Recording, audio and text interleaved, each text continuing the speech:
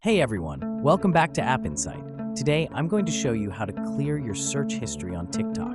This method is super simple and works the same on both Android and iPhone. First, open your TikTok app and make sure you're logged into your account.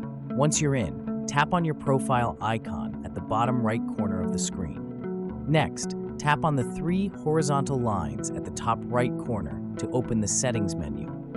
From here, select Settings and Privacy to access all your account options. Now, scroll down until you find the Activity Center option and tap on it. In the Activity Center, select Search History. This will bring up a list of all your recent searches. To clear your search history, tap on Select in the top right corner.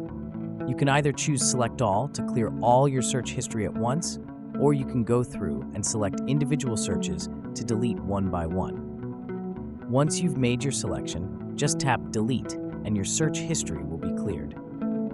And that's it. Your TikTok search history is now completely cleared. If you found this tutorial helpful, be sure to give it a thumbs up and share it with others. Don't forget to subscribe to App Insight for more awesome tutorials like this one. Thanks for watching, and I'll see you in the next video.